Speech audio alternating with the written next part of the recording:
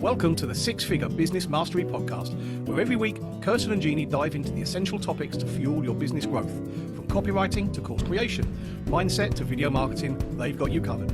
Tune in for expert guest interviews on all things marketing and business, and learn how to work on your business, not just in it. So, get ready to unlock your business potential and take it to the next level. Welcome, everyone, to our newest episode on the Six Figure Business Mastery Podcast. We're thrilled you're here, and we have a really exciting topic today, Kirsten. Yeah, Jeanne and I were actually doing a live training. There were 12 coaches there, and we were talking about the power of outsourcing and the importance of being able to stay focused on what you're doing, and that's how you're going to have more impact. It's how you're going to make more money. And one of the ladies said to us, I've hired twice. Once I hired them personally. I did that myself. And then another time do an agency. And both times it didn't go well. And so Jeanne and I can so relate to this because when we started outsourcing, it's going on 17 years since we started outsourcing. And we've outsourced to 5 or 6 different countries. And over the years, we have learned so many things and we've made mistakes. We've had terrible hires. We've been terrible bosses. There's just been lots of things that have happened, which I think is why we're so passionate about helping business owners understand not only the power of outsourcing, but how to make it work and how to have someone work for you for a long time. And so that's what we're going to talk about today. And I feel like for us, first of all, it's about getting the hiring process right. You've got to hire the right person. But I feel like before you can even do that, you need to know, what do you want that person to do? And this was a mistake I know we made, is we would hire people back in the day. Maybe they were website developers, or they were setting up LinkedIn profiles. They were setting up Facebook fan pages and things like that. But then we might ask them to do other things. And sometimes those other things weren't necessarily in their wheelhouse, right? And so we kind of learned the hard way that you want to hire people for specific jobs. And you want to make sure that they have the hard skills and the soft skills to do those things. But what we've found over the years is it's just like us. You started a business because you're passionate about something and you love it. And that's what you love doing, right? And so the goal of having a virtual assistant is so you can spend more time doing that. But if you think about hiring people that are passionate about what they're doing, and you can hire them to do a task and a job that really does use their unique ability and their skills, and that they get up every day excited to do, that is where the magic happens. And so a lot of times people will want to hire one person and have them do a lot of different things. We would say hire 2 or 3 people, hire someone for 10 hours to do something, and a couple of people for 20 hours or whatever. You're better off to have multiple people doing what they do best. And then I know sometimes that feels overwhelming, especially if you haven't been able to make one good hire, right? So first of all, what do you want that person to do? What hard skills do they need to have, and what soft skills do they need to have to be really great in that role? And that, I feel like, is the first thing that you need to define.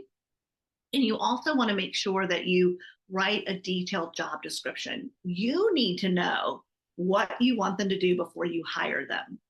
And even more important, even before you get to that stage, I feel like you need to have your standard operating procedures in place. Okay. This is probably the most important thing, and it's the thing that's overlooked. And it's crazy to think that this is really the first step. So as you're doing things, if you're going to hand them off to people, you want to document how you do them and how do you want them done. And you want to detail each step. And a lot of times I think people want to hire a virtual assistant who can just jump in and do it. But the reality is, in most cases, you're hiring someone who has great skills, but they are going to need structure in order to get a lot of tasks done. So you're really getting your money's worth done. And you want to have it structured so it's really easy for you to manage all the tasks that they are doing.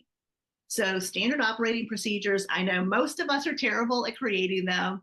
And, Jeanne is very good at documenting things. And then we usually come back and I go, I don't get it. That wouldn't work for me, right? And so we work on our systems and processes to the point where they are dialed in before we ever hire someone to do it. So, or we work with the person who we've hired to dial it in. So when you think about having standard operating procedures for your virtual assistant to manage all the workflows, you want to have a proven system and process, right? So before Jeanne and I ever share SOPs with any of our clients, we make sure that we have time tested them. Those SOPs have been used over and over again, because it really is in the tweaking them and getting them 100%. It takes time. So as you're doing things, document what you're doing, start to create standard operating procedures. And I know for a lot of business owners, and Jeanne, I think you can speak to this as well, they're pretty good about documenting things they don't do very often. We hear that a lot of times. Well, I only have to do this a couple of times a year. So I actually recorded a video for myself to remind me how to do it. And so that makes sense. It's perfect. That is a great place to start. But now start thinking about everything that you want to delegate to someone else. Start to document that process. And then as you do those tasks, work through the process to make sure you haven't left out any steps. And that is generally the easiest way to start creating the SOPs for your virtual assistant. And I love, love, love the saying that we manage tasks and we lead people. And I really do think that was where we figured out the magic, right? Jeanne, I don't know, do you agree? Like when we figured out really how to document everything and be able to review tasks really quickly so that we were able to focus on leading our team and having the relationship with the team, because everything was really easy to maintain and manage. Do you agree with that? Yeah, absolutely. And I love that you said you could do a video to record what you're doing, all the steps that you're taking. So there's lots and lots of different ways to kind of get started with this, that Kirsten kind of alluded to. And one is just to write a list. Here's step 1. I log into the software. Step 2, I do this. Step 3. Yes, it's a little time consuming in the beginning, but if you have all those steps documented, think about it. If you just said, oh, I'm going to hand this off to someone, they would know exactly what to do. And then, so you've got that list. And then, like Kirsten said, you can go through that list and maybe make a notation. I really don't like doing this part. And then you can start putting together a responsibility list of what you might want someone to be able to do for you. And then you've got to make some decisions on which one is going to be more strategic for your business at this time. But that's a great start. And I think, like you said, a lot of people don't do that. And that's why they've spent so much time focusing on finding the right person. They haven't even thought about what they're going to do when they get there. And then they get frustrated because they've got to spend a lot of time training and onboarding them. Yeah, so we really feel like it starts with having the SOPs, like documenting everything that they'll do. Then from there, you can create that job description. And from that point, you can decide what hard skills and soft skills they need. And then from there, you can create a job post and you can hire that person. And what we love about, doing this is it means when you're hiring someone, you really know what you're going to have them do the minute you hire them. And that makes it really easy to have a clear onboarding process.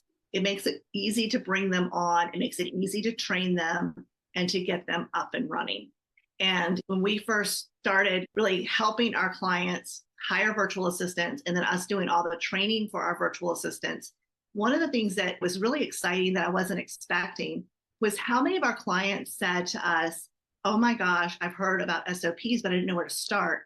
And now that I'm using the SOPs that you gave me with my virtual assistant, I love them. And now I'm thinking about how can I duplicate this in other areas of my business, which I think is normal. Like nobody gives you a class on SOPs. On the flip side of that, if you've had a job, if you've ever been employed and you've gone to work for someone who really doesn't give you a lot of information or they don't guide you, it's very frustrating. So if you've ever been in that situation where you had a terrible boss or they had expectations of you, but they didn't give you any training or whatever, you don't want to do that to someone else. So you really want to make sure when you bring someone on that you are in the right place to bring them on. So once you have, very clear hard skills, soft skills, then you can start to interview and you can decide, obviously, how long do you want them? 10 hours a week, 20 hours a week, 40 hours a week? Hire them for the amount of hours that you think it'll take them to do that job. And in most cases, if you have worked through your process, you know exactly how long it's going to take. So you know how to set the expectation. With a lot of things in the beginning, Jeanne did these things as she documented it. And then when we brought on the virtual assistant to do that, we were able to say, this should take you this long. And in the beginning, it might take them a little bit longer, but we have an expectation of where they should get so that everything's getting done in the amount of time we've allocated for it. So I feel like that's important. And it's really funny because when we bring on the virtual assistants and we train them for our clients, it's so funny because most of them, when they first see our processes and all of our SOPs, I think they probably think like, what the heck have I gotten into? Once they've gone through it, they love it. And I do feel like the SOPs are the reason why our clients keep their virtual assistants for years. So first thing is the SOPs in your onboarding process, then your job description, your job post, and then interviewing. When you're interviewing people, make sure you have a process to interview. We have interviewing questions for different roles that we interview for, because you want to make sure you're comparing apples to apples. And if you kind of have a different conversation with every person you talk to, it's hard to decide. It's hard to figure out who is that right person. So make sure that you have a process and then do a second interview. The saying, hire slowly, fire quickly, is so true. Okay. So if you take your time, which I know is hard, like you're thinking, oh my God, lady, like I don't have time to document this, and I don't have time to onboard someone, and I don't have time to interview them twice, right? And that's generally because most of us wait too long to hire. You wait till you're at your wit's end, and then you need to hire. So this is something else that we talked a lot about in that training, was hire before you need to, because that gives you time to invest in that person and really get them up and running. And it may feel like you're spending money on something before you really should, but the reality is it's not so much just about the money. Your time is very valuable. And once you get really busy, like your marketing's working and you're making money, you don't want to slow down to bring that person on, right? You don't have time.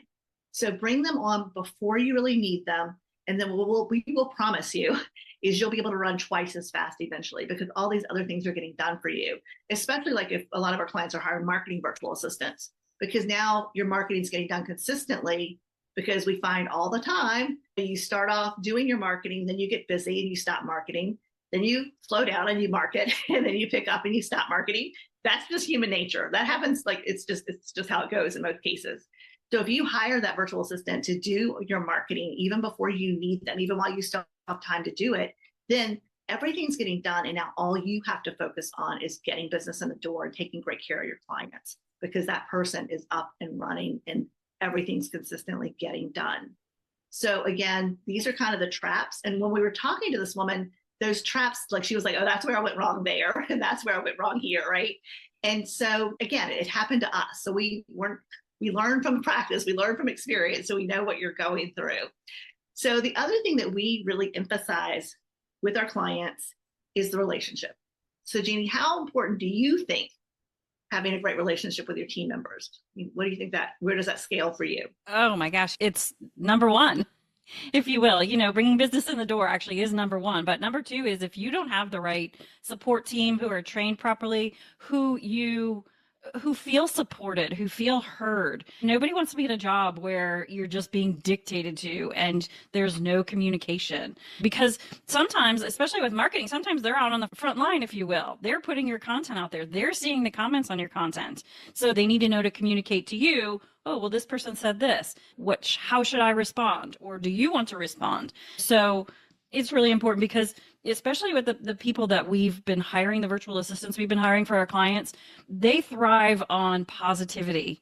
And the more that you can say, oh my gosh, you did a great job on this, or, hey, I really like how you did this. Let's try this next time, or let's move on to this and test this. So there's lots of ways of speaking to them and communicating with them.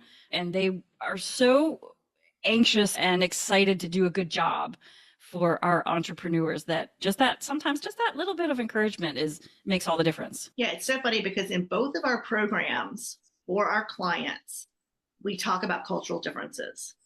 And when we're training our clients, virtual assistants, we talk about cultural differences, because there are cultural differences depending on what country you're hiring from. They're very different. We want to make sure our clients understand the cultural differences. We want to make sure that virtual assistants understand those, because that does really help us all have a better relationship.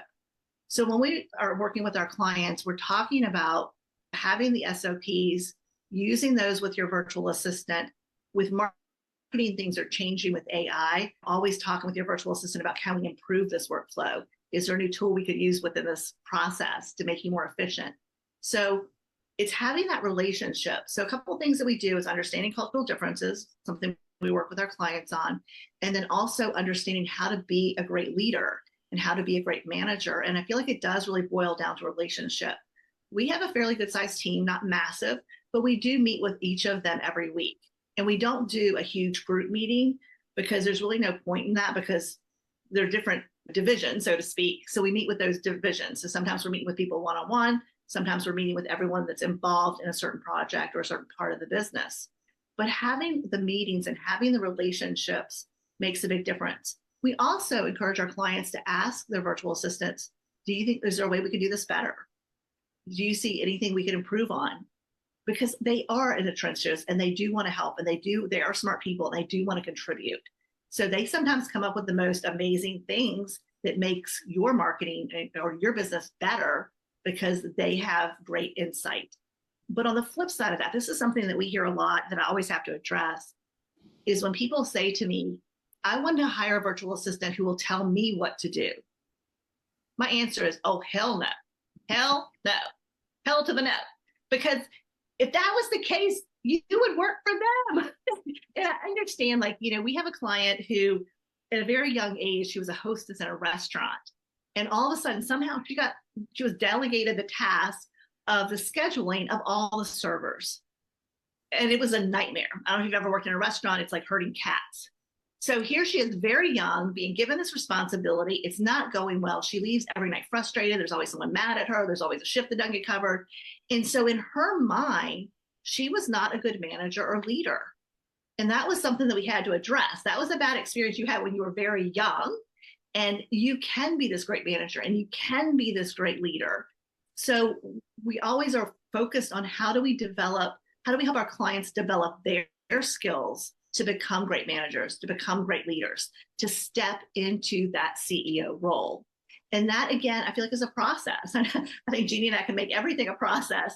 So it is a process to make that happen. It's having the information. It's having scheduled meetings with your virtual assistant. It's knowing how to manage their workflows through the SOPs. All of those things are important if you want to be successful in hiring. And I know that a lot goes into it. So for a lot of people, that feels overwhelming. But what happens is we hear it again and again and again with our clients is once they really have a virtual assistant up and running, and they have the structure and they have the meetings and they have built the relationship, it changes them. It is so fascinating to me to see our clients come in and say things like, I feel like a real business owner now. And you can tell that their confidence has gone up exponentially. Or I had no idea how much I was beating myself up because I couldn't get everything done. And here this person is working 20 hours a week just doing these things. And I thought I could do all of that and all of my other work.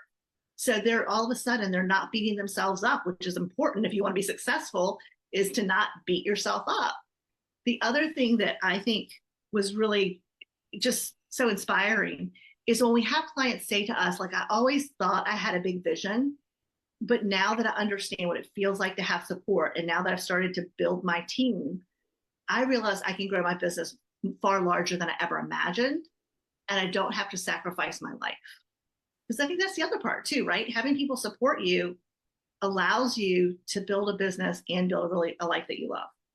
Yeah, we hear from our clients a lot that the process they felt was a little bit scary, but once they have the virtual assistant on board and things are rolling, they're like, oh my gosh, why didn't I do this sooner?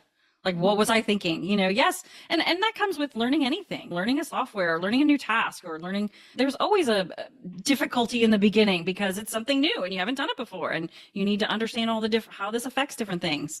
So, but once, like I said, we very often hear, oh my gosh, I love my virtual assistant. I can't believe I used to do some of these things on my own, and they're getting to spend time doing what they love. And that's just a joy. And on the flip side, that virtual assistant gets to spend time doing what they love. If you've hired the right person, then they're working in their passion. Everyone gets to stay in their unique ability and do what they love doing. And that's how we all contribute to the world.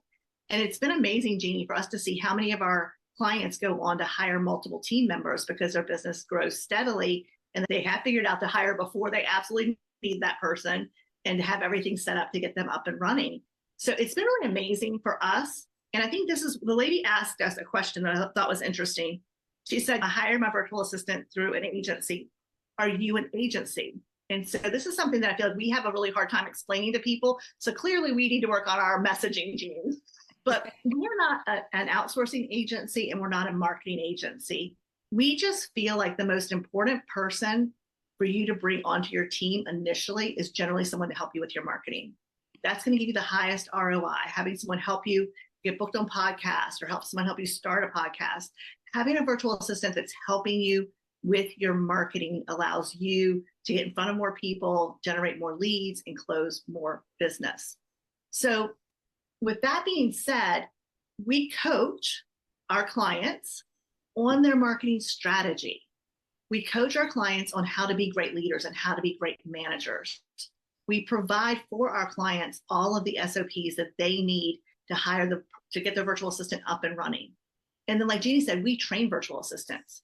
So we train our clients' virtual assistants for them so that when they go to work for that client, they already are skilled, and we know they're skilled. And we also know that they understand all of the SOPs and they're going to use them consistently. And I think that's where the magic happens. The other thing is Jeanne and I don't mark up the labor of the virtual assistant. So the lady was saying when she went through the agency, she was paying around $9 an hour, which again, agencies make money by marking up the virtual assistant's time, and then they take a percentage of it and they pay the virtual assistant a percentage of it. We work with a lot of smaller businesses who don't always have a big budget. So if you can have someone who works directly for you, not for us, and we're not marking up their labor, it makes it way more affordable for you to bring someone onto your team and to keep them long-term. When we have clients that are going on 4 and 5 years with the same virtual assistant, that's amazing because once you get in that rhythm of working with that same person, they know what you like with your editing. They know what you like with your marketing. So they're up and running and doing their thing, and you don't have to micromanage them. So it really is a beautiful place to be. So Jeanne and I, we feel like we're more coaches. We coach our clients, we coach the virtual assistants, and we kind of get to be matchmakers, helping our clients become these great bosses and great employers and great leaders. And we help their virtual assistants know how to use our SOPs and how to follow the workflows so that they're consistently getting everything done, nothing ever gets missed. And then we really, I want to say, facilitate the relationship, right? And how important it is. And we really do coach on both sides, our client and the virtual assistants, how amazing it is to work for someone who you are excited to work for, who every day you get up and you're excited about the vision that they have for their business. And when you have a virtual assistant that believes in you and believes in your mission, that feels so good. It just feels amazing. And one of the other things that we hear all the time is we have a lot of virtual assistants get referred to us for our clients. And the reason for that is our clients are very generous. They get to do paid vacation. They often, if they're shutting down for the holidays, they get the holidays off. They give the virtual assistants bonuses. So they really treat their virtual assistants well. And that's, again, you want your virtual assistant to do a great job for you and believe in you and help you build your business, treat them well. And I think that's, again, it's not hard to do. And I find that we just attract clients who are so loving and caring, and they end up just growing into this amazing role of being CEOs who start to build this amazing team. And it just makes me so happy, Jeanne. I get up every day excited to go to work. I love that. Yeah. And I think you hit the nail on the head. It's a team member that you're hiring. It's not just a person who's far away, who's just going to do tasks. Make them feel like part of the team. Inspire them. Tell them what the vision is of the business and that you love helping these people because you've seen the results that you can get. And so I think all of those things, bringing someone into the passion and the mission of the business is so important. And it also allows them to understand your business better and to do a better job for your business. Because again, if you encourage them, they might come up with new ideas or, see something that someone did that, oh, we could do something like this because this was really effective. Make them feel like part of your team.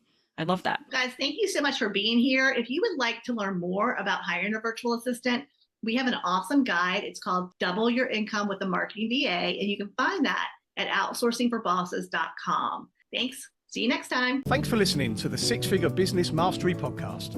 If you enjoyed listening to this episode and you are ready to leverage video marketing on all online platforms, or maybe even start your own video podcast, then you need to check out the Done For You and Done With You program at themarketingvaadvantage.com and take your business to the next level.